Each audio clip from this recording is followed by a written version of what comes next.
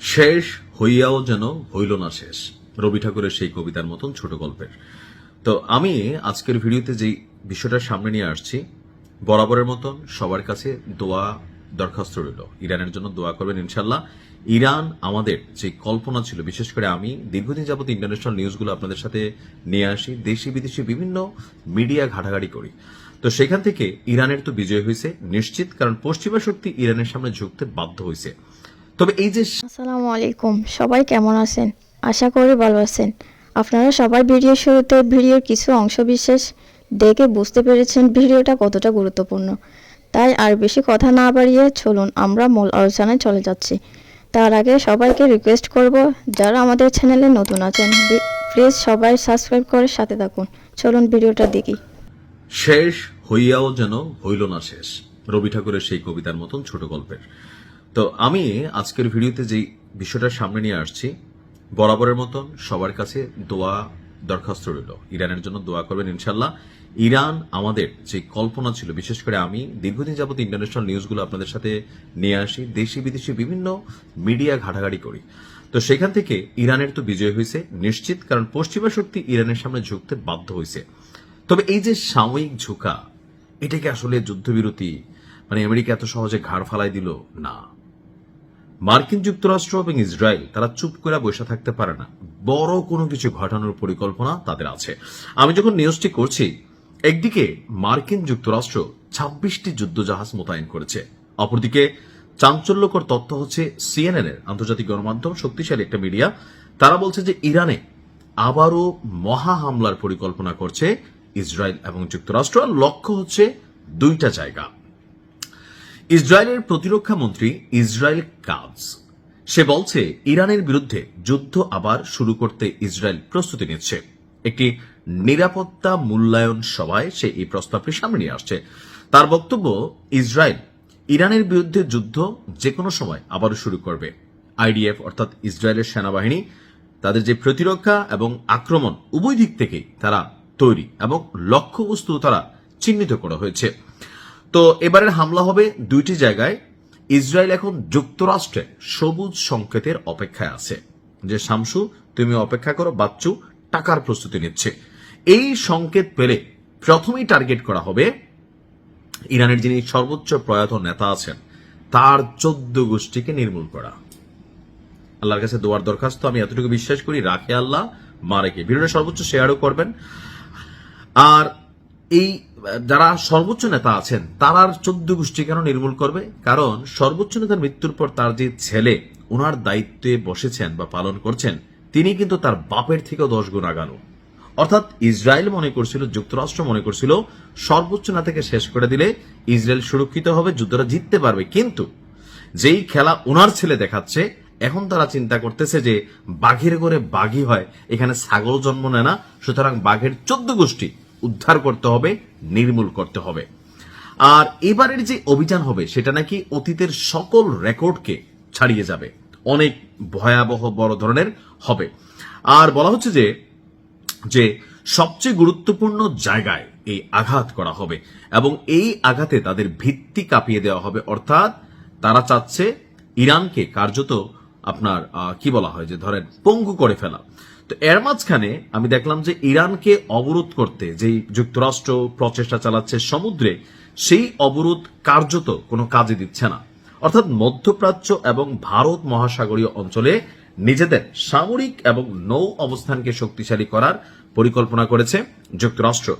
বর্তমানে ওই অঞ্চলে দুটি বিমানবাহী রণতরী সহ যুক্তরাষ্ট্রের অন্তত 26টি যুদ্ধজাহাজ আজকে মোতায়েন করতে দেখা গেছে। এছাড়াও বিমানবাহী রণতরী ইউএসএস জর্জ ডাব্লিউ বুশ, এটা আবার মধ্যপ্রাচ্যের দিকে এগিয়ে যাচ্ছে। রণতরীটি যুক্তরাষ্ট্রের সেন্ট্রাল কমান্ডের, অর্থাৎ যারা এই যুদ্ধকে পরিচালনা করে তাদের দায়িত্বপূর্ণ এলাকা থেকে এটাকে পরিচালনা করছে। আর এই তথ্য কে দিয়েছে? মার্কিন প্রশাসনেরই একজন গুরুত্বপূর্ণ কর্মকর্তা। গত 13 এপ্রিল থেকে ইরানের বন্দরগুলোতে অবরোধ কার্যকর করে মার্কিন সামরিক বাহিনী। এই অভিযানের অংশ হিসাবে বিভিন্ন দিকে যুদ্ধজাহাজ মোতায়েন করে রাখছে আমেরিকা। ভারত মহাসাগর সহ বিভিন্ন এলাকায় এই পর্যন্ত তারা তল্লাশি চালিয়েছে বিভিন্ন জাহাজে এর মধ্যে দুটি অভিযান চালানো হয়েছে পারস্য উপসাগরে আর একটা হচ্ছে ভারত মহাসাগরে। তো এ নিয়ে সর্বশেষ মার্কিন সেন্ট্রাল কমান্ডের অধীনে মধ্যপ্রাচ্যে থাকা 19টি জাহাজকে 26টি জাহাজে আপনার শক্তিশালী করা হয়েছে। প্রশ্ন হচ্ছে তারা কি আসলে কার্যকর হচ্ছে না? কার্যকর হচ্ছে না কারণ ইরান তাদের চোখ ফাঁকি দিয়ে হোক, তারা তাদের সাহসিকতার দিক দিয়ে হোক, ইরানের জাহাজগুলো পণ্যবাহী হোক, মেশিনারিবাহী হোক, এগুলো কিন্তু ঢুকছে ইরানে। তো এই যে ঢুকা যাচ্ছে এজন্য আরো শক্তিশালী করতেছে। তবে আমিও যে কোরআনের সেই আয়াতে বিশ্বাস করি, তোমরা দুইজন বৈশা যখন কোনো পরিকল্পনা করো সেখানে আরেকজন উপস্থিত আছে, আর তিনি হচ্ছেন স্বয়ং আল্লাহ রাব্বুল আলামিন। তিনি যতক্ষণ পর্যন্ত ধ্বংসের নির্দেশনা না দিবেন ততক্ষণ পর্যন্ত ইরানকে কেউ ধ্বংস করতে পারবে না। ইরানকে আল্লাহ ফতেহ দান করুক। ভালো থাকুন। আসসালামু আলাইকুম। আসসালামু আলাইকুম।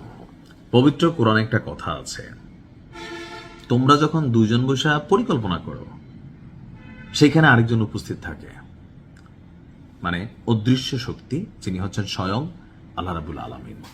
অর্থাৎ তিনি পৃথিবীর সবকিছুই শোনেন। যখন দুইজন বৈশা কোনো ভালো আলোচনা, খারাপ আলোচনা, কোনো ষড়যন্ত্র, পজিটিভ নেগেটিভ যাই করেন, এটার একটা মানে কি বলা হয় যে তথ্য উপাত্ত, এটা মাওলা পাক নিজ কানে শোনেন। তো মাঝে মাঝে তিনি বান্দাদেরকে সতর্ক করে দেন। কেন এই কথাটা বললাম? যে পবিত্র কোরআন আছে কি, মহাপরিকল্পনাকারী কে? আল্লাহ রাব্বুল আলামিন। আমি আপনি যত পরিকল্পনাই করি, আপনারা দেখবেন আমরা ধর্মীয় ভাবে বলি ইনশাআল্লাহ, অর্থাৎ আল্লাহ চাহিত। জানেন তো, আপনি একদম ফাইনাল, একদম সব রেডি হয়ে গেছে যে উঠা যাবো বা কাজটা করে ফেলবো, অনেক সময় হয় না। কেন? কারণ আপনি এখানে আল্লাহর ইচ্ছাকে প্রাধান্য দেননি। তো যাই হোক, আমি কেন এতগুলা কথা বললাম? মার্কিন যুক্তরাষ্ট্র ইরানে সরকার পতনের জন্য পুরা নীল নকশা রেডি ছিল, একদম বড়াই ফেলবে, বাটাম দিবে, এসে সবকিছু করবে। মাঝখানে আলোচনাটা হয়েছিল না? হয়েছিল। তখন সর্বোচ্চ নেতা জীবিত ছিলেন। তো এর মাঝখানে তো চলতি বছরের জানুয়ারিতে ইরানে সরকার বিরোধী বিক্ষোভকারীদের জন্য একটা বিশাল চালান পাঠিয়েছিল আমেরিকা। খেয়াল আছে, ট্রাম্প বলতেছিল শীঘ্রই আমাদের সাহায্য পৌঁছাবে। তো তৎকালীন প্রেক্ষাপটে মার্কিন যুক্তরাষ্ট্র অবস্থানকারী ইরানের গুটিবাজ নেতা রেজা পাহলভি যে এই বর্তমান সরকারকে হটিয়ে ভবিষ্যতে গুটিবাজ বা গুটি সরকার হিসাবে নিজেকে প্রতিষ্ঠিত করতে চাইছিল আমেরিকাতে নির্বাসিত রেজা পাহলভি। তো সেও বলছিল যে বন্ধুরা, তোমরা মাঠ ছেড়ো না। কেন? মেশিন ঢুকতেছে, সহযোগিতা।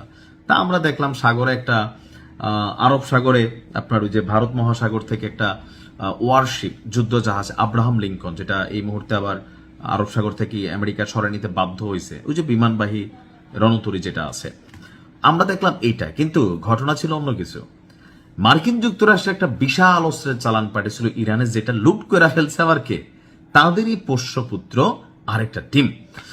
চলতি বছরের জানুয়ারিতে ইরানের সরকার বিক্ষোভকারীদের কাছে অস্ত্র পৌঁছে দেওয়ার চেষ্টা করেছিল ওয়াশিংটন। মার্কিন গণমাধ্যম ফক্স নিউজকে দেওয়া সাক্ষাৎকারে নিজে ডোনাল্ড ট্রাম্প এই চাঞ্চল্যকর তথ্য ফাঁস করেছেন। আমি তখন বলছি না, পুরোটা প্ল্যান আমেরিকা। খেয়াল আছে যারা আমার নিউজ দেখছেন নিশ্চয়ই। ট্রাম্প বলছে যুক্তরাষ্ট্র কুর্দিদের মাধ্যমে ইরানি বিক্ষোভকারীদের কাছে অস্ত্র পাঠানোর উদ্যোগ নিয়েছিল, এমনকি পাঠিয়েছিল। তবে অস্ত্রগুলো শেষ পর্যন্ত বিক্ষোভকারীদের হাতে পৌঁছাতে পারেনি। কেন? আমরা কুর্দিদের মাধ্যমে একটা বড়সড় চালান পাঠিয়েছিলাম, তবে তারা নিজেরাই সেই অস্ত্রকে আপনার লুট করে ফেলেছে। অর্থাৎ বিক্ষোভকারীদের সহায়তা করার জন্য পাঠানো মার্কিন অস্ত্র মাঝপথে যারা রক্ষক তারাই ভক্ষক হইয়া খায়া ফেলছে। অর্থাৎ এখানে আমি কুর্দিদেরকে একটা ধন্যবাদ দেই। কুর্দি যে গোষ্ঠীটা, এটা একটা ঐতিহাসিক গোষ্ঠী, ওটা নিয়ে একদিন আলোচনা করব। তবে তুরস্ক, ইরাক, তারপর হচ্ছে আফগানিস্তান, ইরান, এই অঞ্চলগুলো জুড়ে পাকিস্তানেও কুর্দিদের বেশ কয়েকটা জাতি উপজাতি আছে। তো এদের মধ্যে ম্যাক্সিমাম টাইমই এরা পশ্চিমাদের এজেন্ট হয়ে কাজ করে, যাদের বিরুদ্ধে রাষ্ট্র শক্তিশালী ব্যবস্থা নেওয়ার চেষ্টা করে ওই রাষ্ট্রগুলো, বা অনেকে এখান থেকে নির্বাসিত। তো ইরানে মার্কিন যুক্তরাষ্ট্র যাদেরকে মনে করছে যে এরা ইরান বিরোধী, কিন্তু এরা আসলে ইরানের পক্ষেই ছিল, কিন্তু পাবলিকলি বা ইন্টারন্যাশনালি বুঝাইছে যে আমরা এই সরকার চাই না, তাই ফালাই দেবো সরকারটা। তো আমেরিকাতে দেখছে আরে ভালো তো এদের কাছে মেশিন পাঠালে কি হবে? এরা মেশিন নিয়ে ভিতরে পৌঁছাবে। কিন্তু যাদেরকে আমেরিকা বিশ্বাস করছে সেই কুর্দি গোষ্ঠী নিজেরাই মার্কিন যুক্তরাষ্ট্র থেকে মেশিনারিজ গুলা নিয়ে রাইখা দিছে, আর এগুলা এখন মার্কিন সেনাদের বিরুদ্ধে ব্যবহার করছে। মানে আমার কাছে আশ্চর্য লাগছে যে আমরা যতই পরিকল্পনাকারী, মাস্টার প্ল্যান তো মাওলা পাক, কাঁটা দিয়ে কাঁটা তোলাইছে। মাশাআল্লাহ এবং আলহামদুলিল্লাহ বললাম। তো ভালো থাকুন, আসসালামু আলাইকুম।